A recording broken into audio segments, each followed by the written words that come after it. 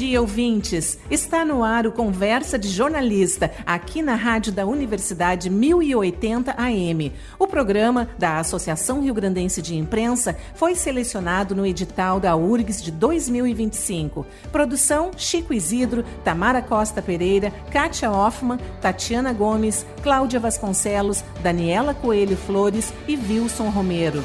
Na técnica, Guilherme Lima e Luiz Fogassi. Nos acompanhe por esta viagem pelo mundo do jornalismo nos próximos 30 minutos. Hoje é 20 de setembro de 2025, Dia do Gaúcho. Com a palavra, José Nunes, o presidente da ARI. 20 de setembro, mais do que uma data no calendário, é um símbolo, um marco de resistência, de cultura e identidade. O povo gaúcho é um dos poucos que, mesmo não tendo saído vitorioso nas batalhas, comemora com orgulho a sua história. E talvez seja justamente por isso, pela garra, pela fibra e pelo sentimento, que essa data tem tanto valor. Hoje quero saudar não só os que nasceram nestes pagos, mas também os que escolheram ser gaúchos. Como dizia Paixão Cortes, ser gaúcho não é apenas privilégio de nascimento, é escolha, é vontade, é pertencimento, é querer ser. Para mim, como presidente da Associação Rio-Grandense de Imprensa, vestir a bombacha é mais do que tradição, é um compromisso com a nossa história. Lá em janeiro de 1948, uma das salas da ARI, bem no centro de Porto Alegre, se transformou em um galpão. Na primeira ata foi descrito como um espaço lindaço. Ali, onde até hoje se debatem manchetes e rumos do país, acendeu-se outra pauta, a das tradições gaúchas. A moçada já não queria apenas escrever sobre gaúcho, queria ser gaúcho, queria viver o galpão, tomar mate, cantar, dançar, preservar os costumes e manter viva a memória dos nossos antepassados. Aquela charla simples virou centelha, e a centelha virou chama. E essa chama ainda arde forte nos galpões, nas casas, nos CTGs e em cada coração que pulsa por este chão. Que a cada 20 de setembro a gente não celebre só o passado, mas também o que escolhemos ser hoje. Um povo que honra sua cultura, sua luta e sua identidade. Porque mais do que nunca é preciso lembrar, sirvam nossas façanhas de modelo a toda a terra. Perfilando. Estamos aqui no Conversa de Jornalista e hoje temos como entrevistado Luiz Adolfo Lino de Souza, que é o atual presidente do Conselho Deliberativo da ARI. E estou aqui comigo no estúdio também com a Tamara Costa Pereira, minha parceira de programa. Oi, Chico. E temos como nossa guia espiritual, né? Nossa guru. Produtora, editora do programa. Kátia Hoffmann, só nos bisoiando aqui no estúdio. Mas vamos lá. Luiz Adolfo, bom dia, tudo bem, querido? Tudo bem contigo? Bom dia, Chico. Bom dia, Tamara. Bom dia, Kátia. Bom dia aos ouvintes da Rádio da Universidade, do Conversa de Jornalista. E começar. Tu teve uma carreira muito longa em redações, e professor universitário. O que tu te lembra? Tu tá aposentado atualmente, né? Tá aposentado. E o que te mais... Tu sente falta da profissão, da carreira, da aula? Bom, eu tive a sorte de trabalhar em poucas redações durante muito tempo, né? Então foram cerca de 33 anos dando aula, mas ao mesmo tempo outros 30 trabalhando em redação. Às vezes com os meus professores colegas, às vezes com os meus estudantes colegas, né? Então eu sinto muito falta do ambiente de redação, sinto muito falta do ambiente universitário. Comecei a dar aula 7 anos depois de formado. Isso quando? Eu me formei na PUC em 82, eu já tinha começado a trabalhar na editora Intermédio com o nosso companheiro aqui da ARI, o Aires Ceruti, que tinha a revista Programa. O Aires teve que esperar 8 horas para que eu diagramasse 8 páginas no meu primeiro exercício com ele. Então foi uma paciência realmente digna do Aires. E na sequência, um dos professores, o Aníbal Bendatti, da PUC, né, professor de diagramação, também professor da URGS, disse que estavam montando um novo projeto da Folha da Tarde e eu fui trabalhar como estagiário com Walter Galvani, que era o secretário de redação, como se dizia, e conhecido por dar oportunidades para os jovens, né? Sim. E eu entrei com um grupo de estagiários, como outros tantos entraram na Caldas Júnior, e dali a um ano eu fiz o definitivo e último projeto gráfico da Folha da Tarde. A partir daí eu tive uma experiência em jornal também no estado do Rio Grande, que foi um projeto que reuniu jornalistas que deixaram a Caldas Júnior e, com o grupo editorial Sinos, tentaram colocar um jornal em Porto Alegre. Sim, eu me lembro, durou 10 dias, parece, né? O jornal durou 13 dias. 13. Mas eu trabalhei 9 meses, porque a gente montou todo o jornal sim. E tudo, né? E no 13º dia, que casualmente era a minha folga, eu fiquei sabendo que o jornal tinha fechado, que as pessoas chegavam na porta do jornal e não temos jornal mais. Foi uma decisão do grupo editorial Sinos em função dos problemas técnicos, porque a ideia era um jornal digital em 1983, que seria transmitido para Novo Hamburgo ser impresso nas rotativas do jornal lá em Novo Hamburgo. E isso não funcionou durante várias vezes, né? Eu uma vez tive que levar o jornal no carro, né, as páginas do jornal para serem produzidas, né? E na BR-116 teve um acidente. E eu fiquei preso no acidente e eu tive que sair pela lateral, né, quase que quebrando aquele engarrafamento ali para poder levar as páginas do jornal para a redação do NH. Né? Hoje não se imagina mais isso, né, Luiz Adolfo? Hoje é tudo online, tudo virtual. A primeira experiência de jornal online foi essa do estado do Rio Grande, que me permitiu aí depois trabalhar um tempo na Folha de São Paulo, mas o Antônio Gonzalez, o conhecido Antoninho, presidente da ARI, professor, me convidou para a gente montar esse estado do Rio Grande e a experiência do estado do Rio Grande fez com que eu retornasse para fazer o Correio do Povo em 1977. E aí o jornal já era bastante informatizado, né? Mas, de qualquer maneira, a experiência mesmo de jornal informatizado foi com o Diário Catarinense em 86, onde eu trabalhei alguns meses lá na implantação do jornal. E aí depois eu entrei na Zero Hora e fiquei de 88 a 2014. Eu fiz o projeto dos 25 anos do jornal, né, e fiz o projeto dos 50 anos do jornal. Então, eu sinto falta de redação por isso, por ter participado de tantas experiências, de tantas histórias, assim, né? E a tua escolha por essa parte gráfica? Planejamento gráfico? Na verdade, essa escolha eu acho que foi em função do exemplo do Bendatti, né? Que era o professor de diagramação, né? Eu gostava muito das aulas dele, embora ele fosse muito criticado pelos alunos, que ninguém entendia o que ele falava, no portunhol característico dele, que ele manteve a vida inteira, inclusive aqui na ARI, na URGS e na PUC, né? E o Bendatti tinha também esse olho para revelar talentos, digamos assim, né? E eu acho que o estímulo dele fez com que eu entrasse na Folha, mas eu acho que eu não gostaria de ter ficado como diagramador. Só que o Galvani, um ano depois, já me promoveu a editor. E de editor eu já fui, fazendo projetos de outros jornais. A diagramação que te escolheu, então? Eu acho que foi mais ou menos por aí, sabe? Eu acho que talvez, se eu não tivesse a interferência do Bendatti, do Galvani, eu talvez escolhesse trabalhar em rádio. Eu acho que talvez eu trabalhasse em rádio. Porque um dos professores muito importantes também foi o João Brito, né? Professor de rádio na faculdade, né? Então, eu sinto também a vontade de retornar dando aula, porque foi uma experiência muito boa. Né? Tá, então antes de falar dessa vontade que tu tem de retornar, vamos falar do teu começo como professor, então. Como é que foi? Bom, o meu começo como professor foi um convite do Antoninho Gonzalez para substituir o Bendatti, que estava deixando a PUC e ia se dedicar só à URGS, né? E eu comecei a dar aula 7 anos depois de formado, né?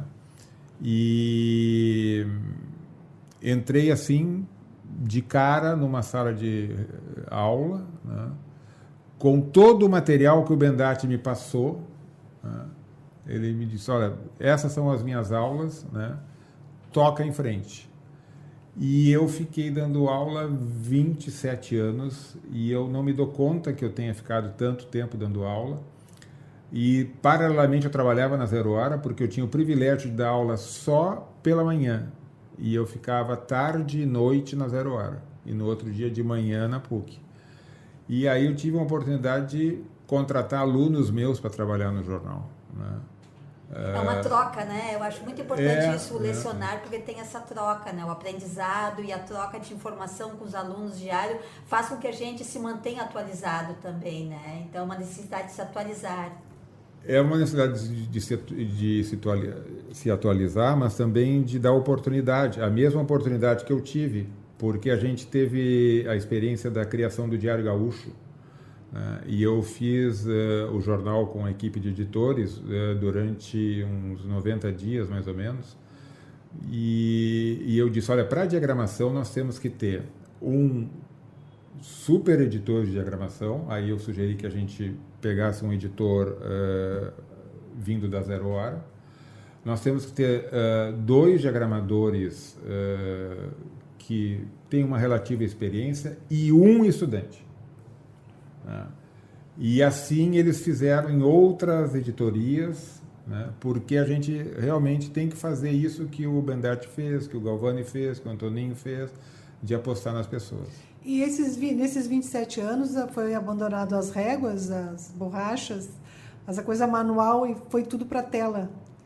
Isso foi basicamente, eu acho que na universidade, em torno de 95, 97. Né? Eu entrei na Folha da Tarde, nesse estágio do Galvani, porque o jornal estava se modernizando, ele estava saindo do método tipográfico para o método offset. Então essa foi a oportunidade de trazer jovens para a gente poder fazer o jornal, e a gente fazia 2 jornais ao mesmo tempo, um para sair e um no novo sistema. Na questão da universidade foi mais ou menos a mesma coisa. As páginas eram planejadas no papel, né, com lápis, régua, borracha, e era quase que uma sessão espírita. Eu fiz a faculdade assim, com régua. A gente desenhava com sinais o local dos títulos, o local dos textos, da fotografia, e uma outra equipe, na sequência do processo, montava esse jornal. As paicas. Paicas, lembrei. O sistema de tipografia trazia os cíceros e o sistema de offset trazia as paicas como medida padrão. E quando a gente teve que fazer isso em aula, foi praticamente a mesma coisa em termos de desafio do que na redação, né? Na redação tinha pessoas que, quando o jornal foi informatizado, não sabiam pegar um mouse. Na faculdade, a mesma coisa. Claro que depois as turmas já viraram nativos digitais, mas a gente teve essa experiência de passar o desenho para a tela do computador, usando os softwares, a partir de 95, e isso mudou muito a relação com os estudantes.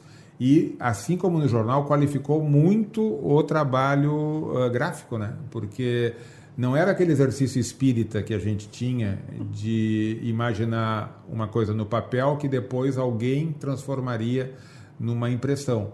Não, o que a pessoa estava vendo na tela era o que ia sair.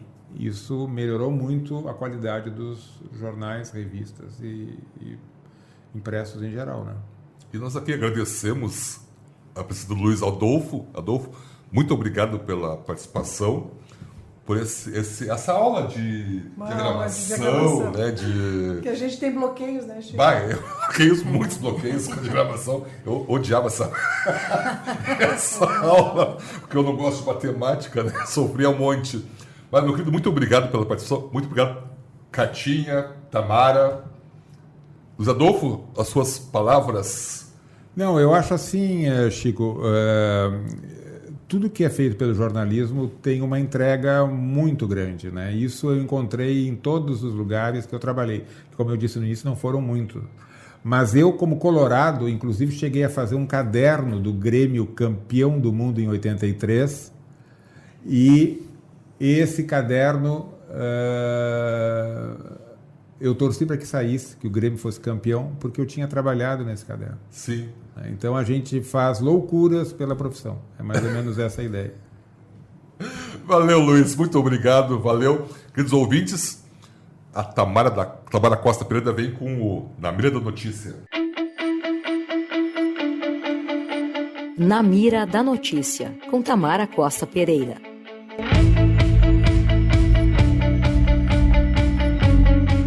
Bom dia, ouvintes da Rádio da Universidade. Sejam muito bem-vindos. Estamos de volta com o nosso quadro Na Mira da Notícia. Na semana passada, iniciamos uma conversa fascinante com o jornalista Humberto Treze sobre o motim e a fuga do Presídio Central de Porto Alegre em 1994. Treze cobriu o caso de perto para 0 hora e está de volta ao Estúdio Dari para continuarmos desvendando os detalhes dessa história. Treze, seja bem-vindo novamente. O prazer é meu. Na tua visão, qual foi o papel da imprensa na cobertura deste caso e como a divulgação dos fatos impactou a opinião pública e a percepção sobre o sistema prisional gaúcho?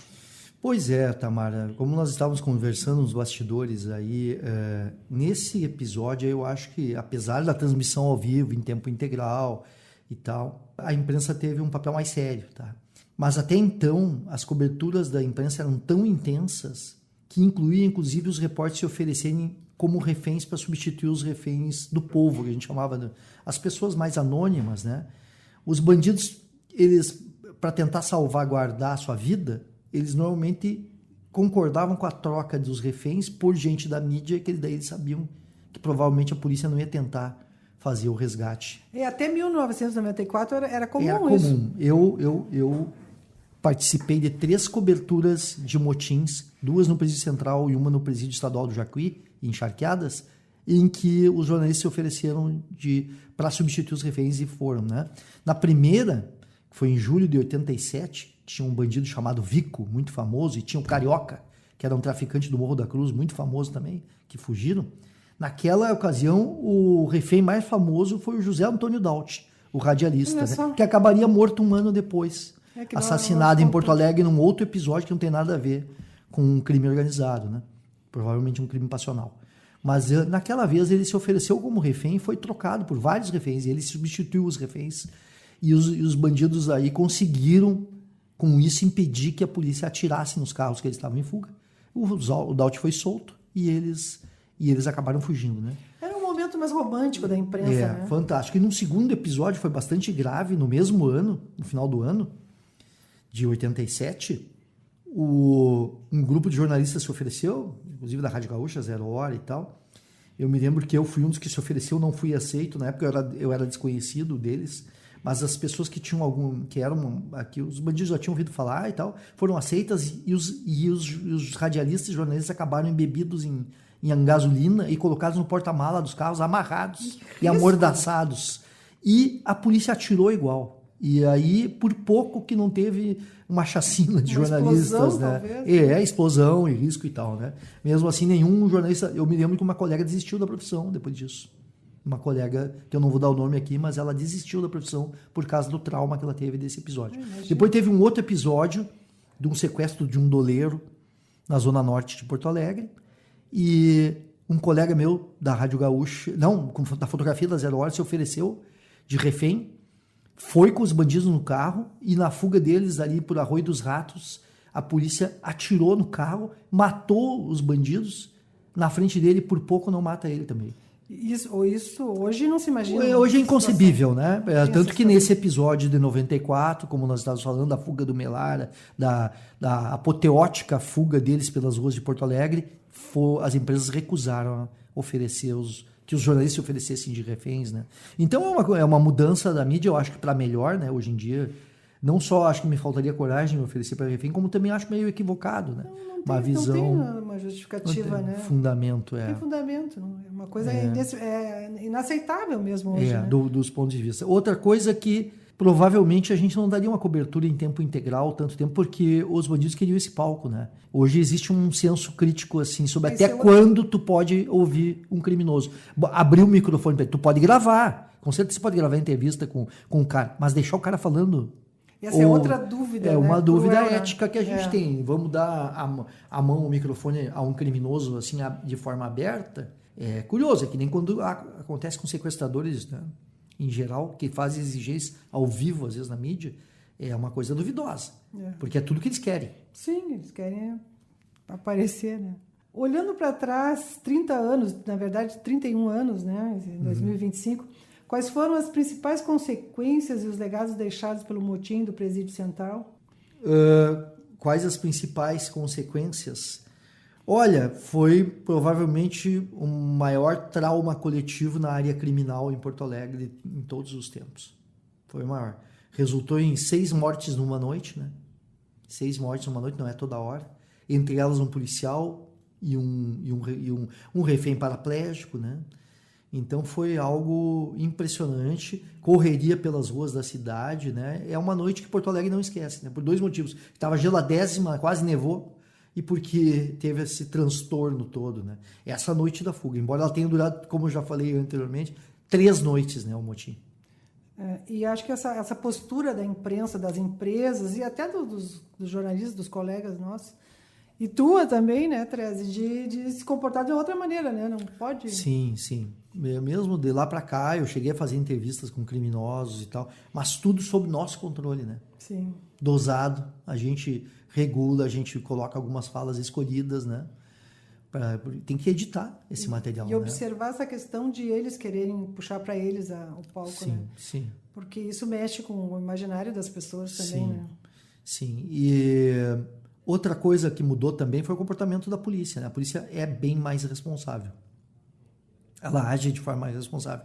Hoje é inconcebível a polícia atirar em carro cheio de reféns. Na época era costumeiro isso. Tinha uma certa assim, tipo, bom, coitado do refém, mas o objetivo nosso é pegar os caras. E nessa daí, né, se colocou em risco muitas vezes, né?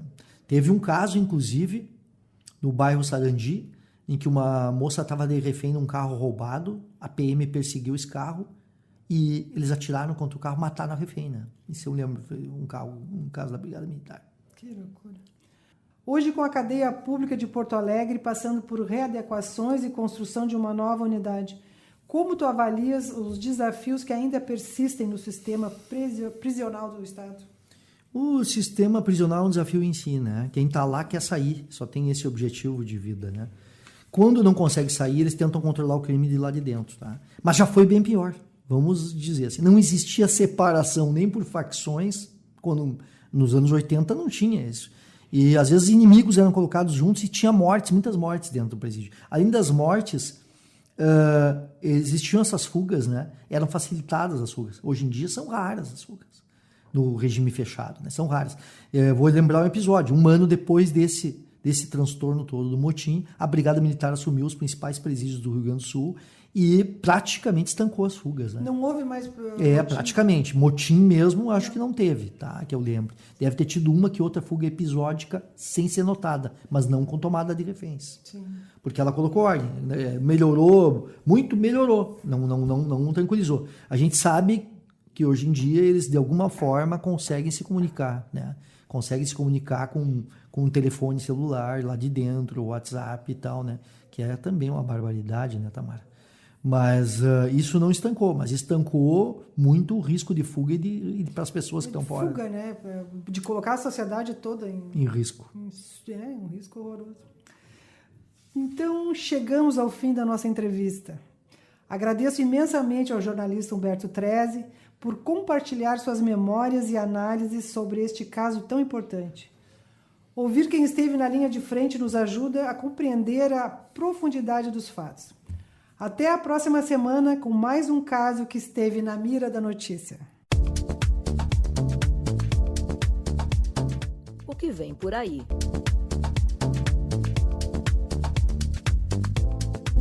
O prefeito de Porto Alegre, Sebastião Melo, sancionou lei que denomina jornalista Walter Galvani o pavimento térreo do mercado público da capital gaúcha. A homenagem foi uma iniciativa do vereador Rafael Fleck, do MDB. Jornalista e escritor, Galvani se orgulhava da luta pela preservação do prédio do mercado público. Na década de 1970, havia previsão de construção de uma avenida onde está localizado o icônico prédio. O jornalista começou a luta solitário, publicando matérias no Correio do Povo. A seguir, amigos e colegas aderiram à campanha. Depois de muita pressão, em 1972, o prefeito da época, Telmo Thompson Flores, comunicou pessoalmente a Walter Galvani que não ia mais derrubar o prédio do mercado público. Indicação literária de hoje. Viver e Escrever 2, de Edila Van Steen, conta com entrevistas com jornalistas de destaque, como Ivan Ângelo, Geraldo Ferraz e JJ Veiga, e autores como Dionélio Machado e Fernando Sabino. Eles falam sobre suas principais obras literárias, o recebimento da crítica e do público em geral, além de detalhar hábitos de escrita e experiências profissionais impactantes. Os interessados neste ofício podem se beneficiar dessas informações, pautadas por reflexões pessoais dos diferentes cenários do Brasil, onde viveram e de suas culturas, que Edila consegue retirar de cada autor. Para o Conversa de Jornalista, Daniela Coelho Flores. Tambor da Aldeia. Imprensa no mundo. Cerca de 913 jornalistas de 15 países latino-americanos, entre 2018 e 2024, foram forçados a buscar exílio em outros países, em busca de melhores condições de vida e de trabalho, e para proteger suas vidas, sua segurança e a de suas famílias. Os profissionais tentam reconstruir suas carreiras, mas muitos deles acabam abandonando a trajetória jornalística. As informações são do relatório Vozes Deslocadas, radiografia do exílio jornalístico latino-americano, realizado pelo Programa de Liberdade de Expressão e Direito à Informação da Universidade da Costa Rica, com apoio da Unesco. Segundo o relatório, Venezuela, Nicarágua e Cuba são os países dos quais mais jornalistas fogem, representando 92% dos deslocamentos na América Latina. Os países que mais recebem jornalistas deslocados são Argentina, Chile, Colômbia, Costa Rica, Estados Unidos, Espanha e México. E os países onde não foram identificadas saídas forçadas dos jornalistas são Brasil, Belize, Costa Rica, Panamá, República Dominicana, Porto Rico e Uruguai. A pesquisa que apontou que as duas principais razões para o exílio dos jornalistas são perseguição política e ameaças do crime organizado ou de atores corruptos. O estudo foi realizado através de entrevistas com organizações, pesquisas digitais e grupos focais com jornalistas no exílio. Os organizadores do relatório afirmam, porém, que o número de profissionais deslocados deve ser ainda maior do que os detectados. A reportagem da Latam Journals Review abordou os dados do relatório e entrevistou diversos jornalistas exilados.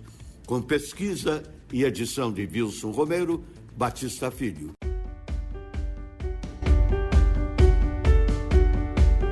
Na próxima semana, o Conversa de Jornalista terá entrevistas com Cláudia Coutinho e Tentardini.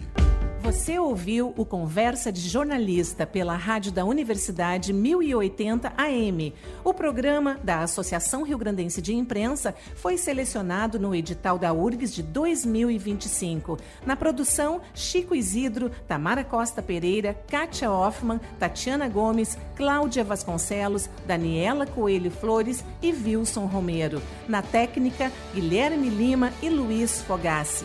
Uma excelente semana e até o próximo sábado, às 10h30 da manhã.